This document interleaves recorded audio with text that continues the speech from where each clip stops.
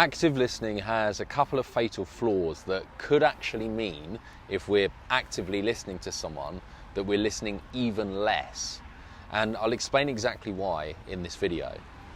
So, when someone speaks, when I'm speaking, what's actually happening?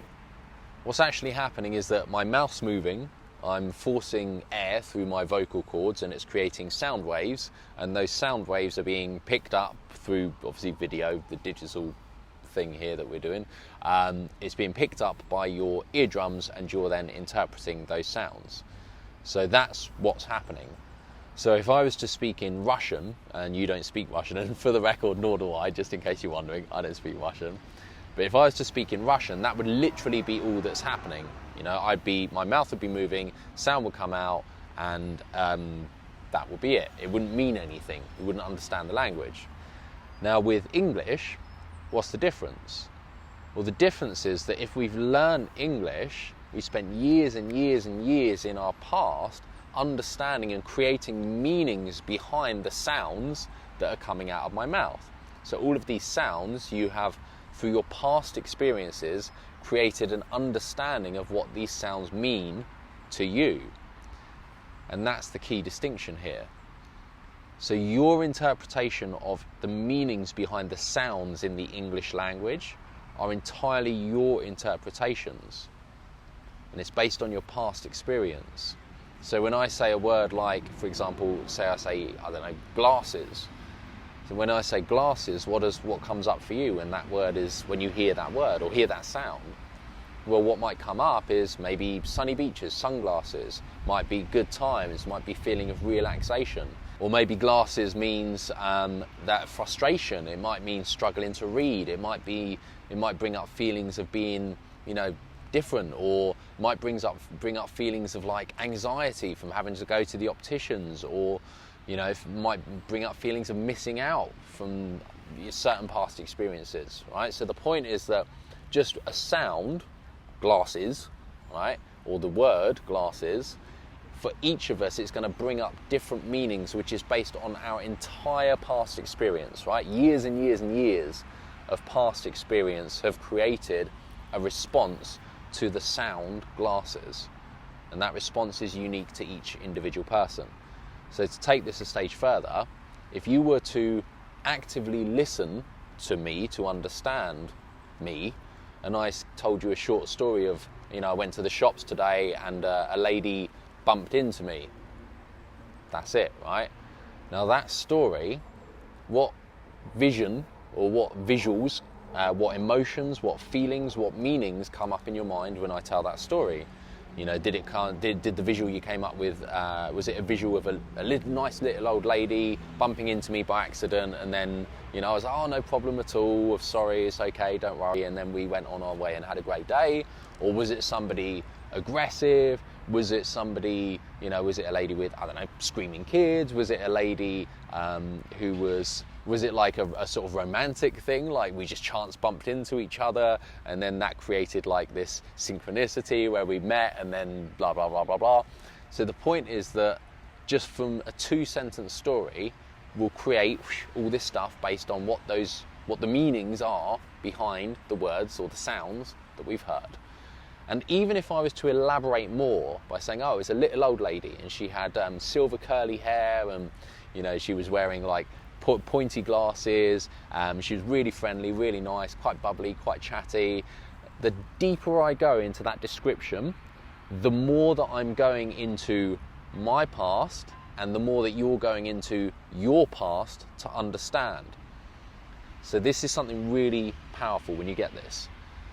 If I was to say, I understand you, I get you, that makes sense, what I'm really saying is nothing to do with me getting you.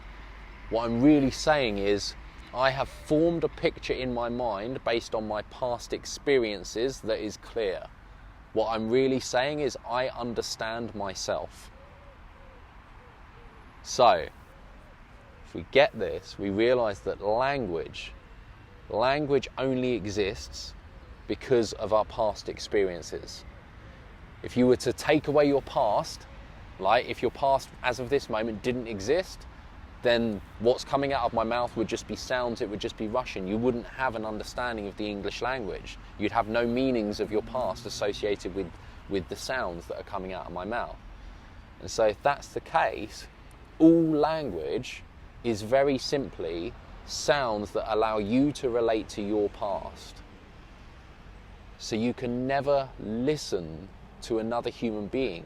All you can do is listen to your interpretation of the sounds coming out of their mouth that is based on your past. And when I am speaking, I'm interpreting my past. I'm speaking from my past.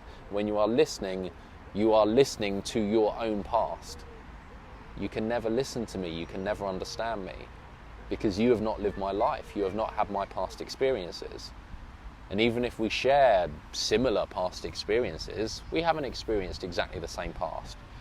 And the meanings behind the sounds that are words are not tied to just one past experience. They are tied to the entire concoction of everything that has happened in our entire life that has formed this cauldron of all these joint emotions and experiences and so on and so forth. And that's what's wired into our mind, our neural pathways that will make us feel certain things or call certain memories or have certain visuals based on, all of the sounds that are the words in language. So if you get one thing from this, get that we can never truly listen to what another person is saying. And so if we want to aim to understand someone, the only way that we have any chance of doing it is by trying to understand what is their truth of the world. Try and understand where they're coming from, right? From their past. Where are they coming from? And when you can understand how they see the world and try and take yourself out of the equation and your past out of the equation, which you can never fully do, because if you could, then you wouldn't understand the English language. We need our past to relate. But if you can try to understand someone, you have to try to understand what is their truth of the world. How are they seeing the world? So you have your truth of the world, you have their truth of the world, and then you have the actual truth of the world, which none of us know, because none of us have experienced everything that there is. Right? We can only relate from the perspective of what do we see, or what have we experienced in the world, and what is our truth. That's all we can ever perceive, as long as we are someone. And when we're conscious, when we're, okay, let's not talk about deep spiritual experiences and so on and so forth right now, but in normal human life, we are always someone. And so we are always coming from the perspective of a very tiny, limited past. So if this is the case, and if when we're listening to someone, all we can really hope to do is try to understand their truth of the world, then what matters is what's your intention when you're having a conversation with someone.